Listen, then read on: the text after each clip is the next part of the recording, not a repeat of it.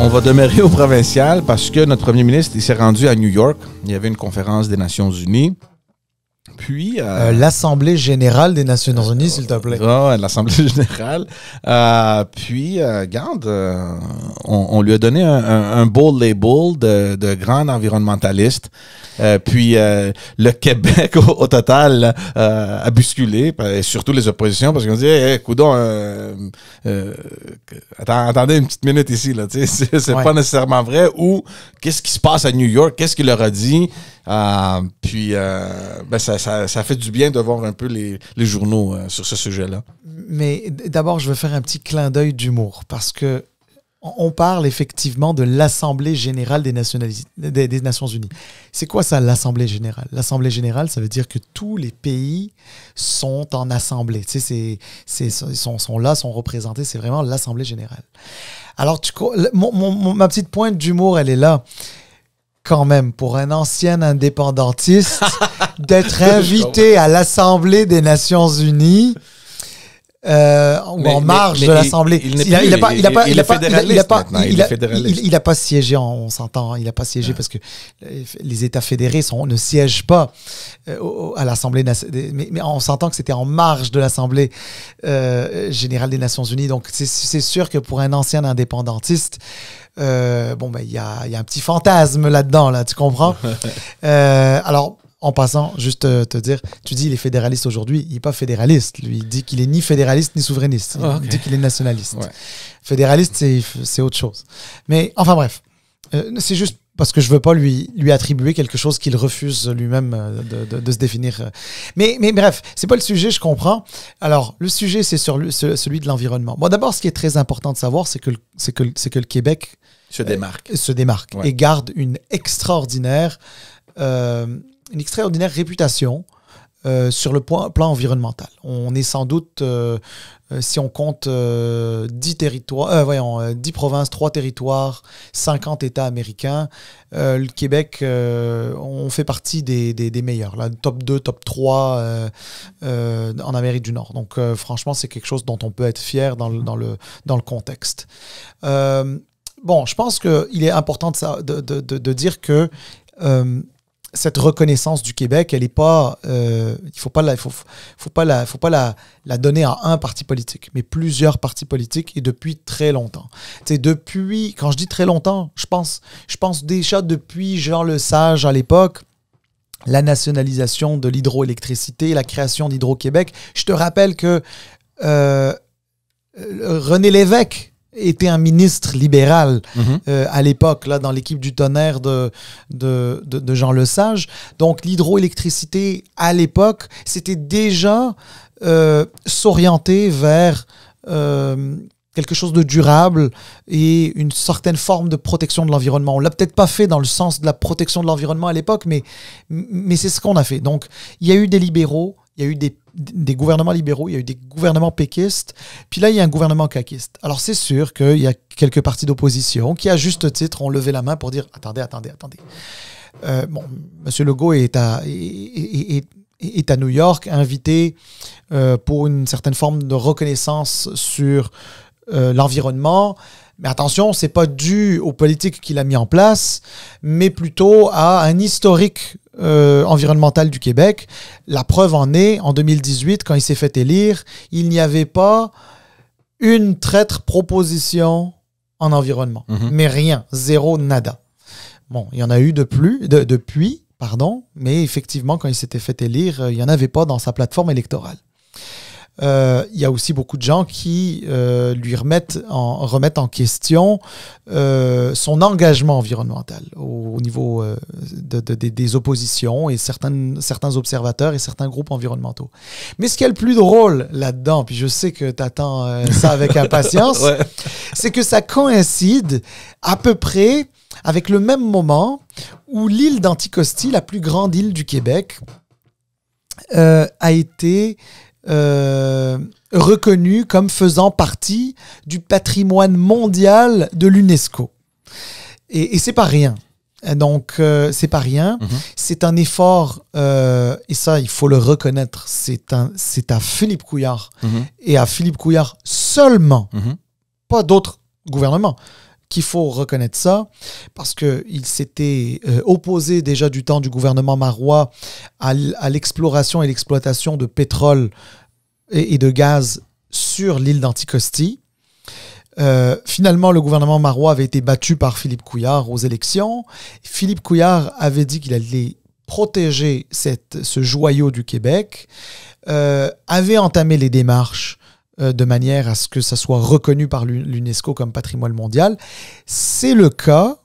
Et à l'époque où Philippe Couillard voulait faire ça, eh ben, François Legault, chef de la deuxième opposition, caquiste, à l'époque. Les attaques tombaient à l'infini, là. Ben oui, les attaques, et ça n'avait pas de bon sens, etc.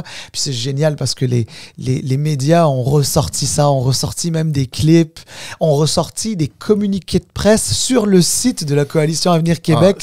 Moi, ce que j'ai aimé beaucoup, c'est il y avait je pense que c'est sur Twitter que je l'ai vu. Il y avait tout un post, puis je sais pas c'est qui a fait ce job-là, mais franchement, bravo, parce qu'ils sont retournés en arrière. Et ça prend énorme... tu sais, tu dois avoir tellement de temps pour faire ça, là. Je comprends pas comment ça se fait s'il y a des outils pour ça, mais ils ont retrouvé tous les tweets, là, tu sais, que le M. Legault avait fait contre cette démarche-là du gouvernement libéral. Puis tu vois toutes les tweets... C'est comme une cinquantaine de tweets. Là. Franchement, bravo pour celui ou celle qui a pris le temps de faire ce travail-là. Mais alors, sais-tu quoi? Je vais juste te dire un truc avant qu'on finisse.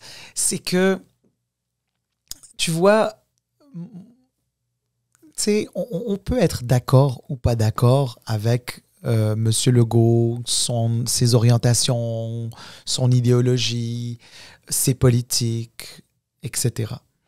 On peut être d'accord ou pas d'accord. Moi, je suis pas sûr que je remettrai en question le fait qu'il considère que c'est une question importante. Mm-hmm. Lui voit l'environnement à travers un prisme économique et il a bien le droit de le voir comme ça. C'est normal pour quelqu'un de... En tout cas, c'est logique avec sa démarche. Moi, je crois qu'il va s'attaquer aux questions environnementales sérieusement. L'avenir nous dira s'il aura réussi ou échoué sur cette question pendant le mandat, les 2 mandats, les 3 mandats. Je ne sais pas combien de mandats il sera là, mais en tout cas, qu'il aura. On verra ce qu'il va faire. Par contre, c'est sûr que ces espèces de fling-flang politiciennes, ou de politiciens, devrais-je dire, ça crée toujours cette espèce de doute dans la population. Est-ce que les politiciens disent vraiment le fond de leur pensée? Est-ce que c'est ça qu'ils veulent? Est-ce que c'est pas ça qu'ils veulent? Etc. Mais toi, si tu étais dans son équipe, parce qu'il y a une vidéo qui est sortie où il mentionne, il fait mention de cette... du fait que l'île d'Anticosti passe maintenant dans le patrimoine mondial de l'UNESCO, puis à quel point il est fier comme premier ministre, etc., etc. Toi, t'es dans son équipe, OK? Tu sais l'historique de François Legault, de tout l'argumentaire, de tous les communiqués de presse, des tweets, whatever, tout ce qui est sorti. Est-ce que tu fais cette vidéo-là où tu dis, Monsieur le Premier ministre, faites un tweet, bravo, puis c'est fini? Peut-être que les gens vont pas le voir, mais d'aller à faire une vidéo. Parce que, tu sais, du côté des relations publiques ou communication, tu sais, le contraste, là, est tellement énorme entre la vidéo que tu postes et tout le bagage, là, qui existe. Ben, tu sais, bon, OK, tu me poses la question. Si j'avais été un de ces conseillers là-dessus, là, sur comment on sort ça publiquement, comment... Bon, d'abord, il y a une chose qui est très importante. Il faut respecter la fonction. Quand tu es premier ministre du Québec, c'est vrai. Tu es le premier ministre de la province, tu es le chef de la nation, tu représentes tout le monde, tu n'es pas juste un caquiste. Donc, à partir du moment où la reconnaissance par l'UNESCO de l'île Anticosti comme faisant partie du patrimoine mondial, c'est une telle fierté que là, c'est pas le caquiste qui s'exprime, c'est le premier ministre. Il exprime la fierté du Québec et des Québécois. Donc, moi, je trouve pas qu'il commet une erreur de le faire. Maintenant, peut-être dans la manière dont c'est phrasé, la manière dont c'est exprimé, je crois qu'il aurait valu la peine de rappeler, OK, il va peut-être pas donner de crédit à des gouvernements précédents, mais il pourrait, ou il aurait pu à tout le moins, rappeler les efforts que le Québec fait en matière d'environnement depuis 60 ans. Ouais. Parce que la réalité, c'est que ce qui fait qu'aujourd'hui, on n'est pas si mal, c'est des efforts qui datent depuis très longtemps. Et donc, sans donner de crédit à ses prédécesseurs, juste remettre dans le contexte que le Québec, d'une certaine manière, a toujours plus ou moins respecté l'environnement. Puis tu inclus tout le monde là, qui sont exactement, exactement. Parce qu'après tout, quand tu es le chef de la nation, ben, tu es aussi l'héritier d'une histoire, même s'il y a des bouts d'histoire avec lesquels tu n'es pas d'accord. Mais tu es l'héritier de tout ça. Donc voilà. Dernière petite chose, excuse-moi, je t'avais dit que c'était la dernière. Non, vas-y. Une autre petite pointe d'humour. Monsieur Al Gore. Monsieur Al Gore, ancien vice-président des États-Unis, et qui félicite le Québec. Là, il faut le rappeler, là. Al Gore a félicité plusieurs premiers ministres, notamment le premier ministre Charest, puis je pense qu'il y a eu le premier ministre Couillard aussi. En fait, M. Al Gore, ça fait des années qu'il félicite le Québec. C'est juste parce que... c'est juste un peu drôle parce que j'entendais à la télé la dernière fois, mais c'est parce qu'à un moment donné, Al Gore, il félicite tout le monde qui fait un effort, même quand parfois l'effort n'est pas si grand que ça, qu'aujourd'hui, malheureusement, les félicitations d'Al Gore ne sont pas aussi bien perçues qu'il y a de ça 10, 15, 20 ans. Donc c'est un peu ça. Voilà.